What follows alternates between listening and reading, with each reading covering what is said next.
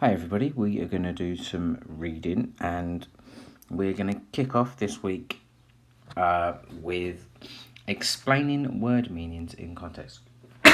Excuse me. We're going to kick off this week explaining word meanings in context. So we're going to be looking at lots of different words and vocabulary and explaining how their meaning can be changed by how we use them. So before we start off, how many of you can remember our vipers? So give yourself a few seconds, write them all down, and can you explain what each of them is? Once you've done that, unpause the video. So our first one, vocabulary, so just talking about the words which we're looking at now. We've got inference, so that's making sensible guesses by looking at clues. We've got predict, so that's using the clues that we've got to maybe think about what might happen in the future. Explain, so we're explaining how word choices and organisational features affect our readers. Retrieve, going in and finding information. Sequencing or summarising. So in sequencing, we're putting things in order, and in summarising, we're sort of writing a brief description about what happens. So well done if you manage to get some of those. So jumping straight in to our task today, what I want you to do is I'm going to read, I'm not going to read a passage, I'm just going to pause the passage, you can read it. Note down, what I want you to do is when you're reading, please note down any phrases that give you a clue that Violet is a spoiled child. Explain what they tell us, and explain, maybe you can write a short description of how you would describe Violet. How would you describe her? So, here we go. Let's pause the video, read it, because I am going to go through and I'm going to highlight some things. So let's have a look. So our first bit was any phrases that give us a clue that Violet is a spoiled child. So we know it says she's telling him to hand over the magic gum of yours. Hand it over. It's quite demanding. So we know that she's quite demanding because it's telling her to hand over. She never says, can I have? She always says, I want. Always about her. She's quite self-centered. I would rather you didn't take it. So Mr. Wonka is asking her not to take it. She says, oh, blazes to that. She's like, I'm not going to listen to anything that you're saying. And she shot out a fat hand and grabbed the stick of gum from the little drawer and popped it in her mouth. So she's not asked any permission. She's just taken. At once, her huge, well-trained jaw started chewing away like a pair of tongs. Don't, said Mr. Wonka. So we know that she's quite rude because of the way she's quite demanding when she's talking. Yeah, so I want this.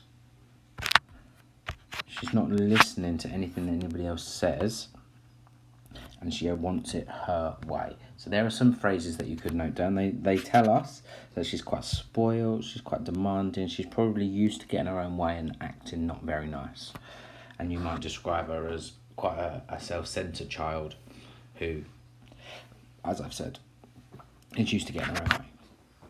So our task 2 is pretty similar. And I'm going to show you another text, and I want you to say, does this reinforce your view of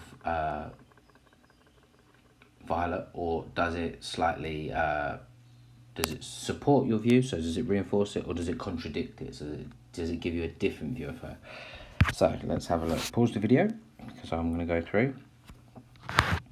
So we know that she's shouting at her mum. She's very demanding again. Get me. She starts lots of her sentences with like imperative verbs. Get me this. She's telling you, I want one. I don't care. She's not really focused on anything anybody else is saying.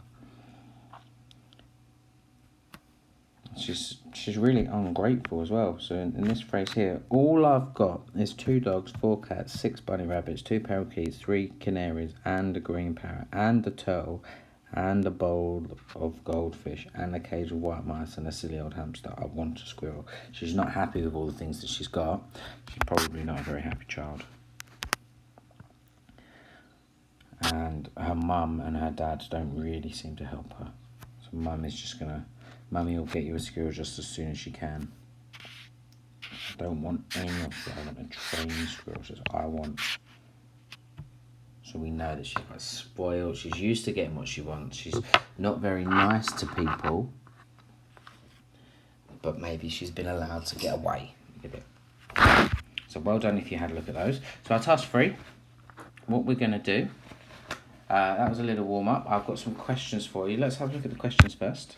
So here are the questions. It says, a large group of people march through the wilderness. What does the word wilderness mean in this sentence? So tick one of those 4. Number 2, he carried a curved sword with a magnificent handle. Which of these words is closest in meaning to the words magnificent? And find on copy one word or phrase that shows us that the leader of the group was sat on top of a horse. And when a rare gust of wind cleared the dust clouds away, what does rare mean in this phrase? So let's go back. I will obviously provide this for you as a PDF. So read through it and give the questions a go. So pause the video, give it a go. So let's have a look at some answers. It says, what does the word wilderness mean in the sentence? So a busy city full of buildings, sandy area with many animals, large group of people travelling on foot, an abandoned place with no life. So let's find it. So what is our phrase again? It's wilderness. Let's have a look through the wilderness. Once upon a time, a large group of people marched through the wilderness. Their camel horses carried many goods around theirs, when a rare gust of wind clouds away. So have a think about this. Have a think about where these camels might have been. And it does mean a large abandoned place with no life. If it's the wilderness, there's not much there. We know there's a few camels going past, but not much naturally lives there. He carried a curved sword with a magnificent handle. So which word is closest to meaning to magnificent? So let's find that magnificent. I know it wasn't up there. He had a marvellous horse. He had a curved with a magnificent. So the rider looked like a king. He wore a white turban decorated with gold and a curved magnificent sword. So it's probably quite nice. It's like a curved sword. He's a king, so it's going to be impressive. Find and copy one word or phrase that shows you that the leader of the group was sat on top of a horse. So the rider looked like a king. Oh, he rode. To ride something, you must be sat on top of it. And we've also got, rode. You can have the word rode or on its back. Well done if you got either of those two. When a rare gust of wind cleared the dust clouds away, what does the word rare mean in this phrase? So, where's a rare gust of wind? Here we go. When a rare gust of wind cleared the dust clouds away. So think about things that are rare. You might have a rare trading card. You might have a rare game. You might have a rare item in a game. You might have a rare animal. Animals can be rare. What does that mean? It means there's not many of them. Now, you're going to have lots of different answers here because it's asking you what this word means. But something along the lines of there's not much of it, or you don't see them very often. Yeah? Try not to use the word rare in a description of rare, but something along the lines, it means it isn't seen very often. So, well done. Have a go of the reading. We'll build on these skills.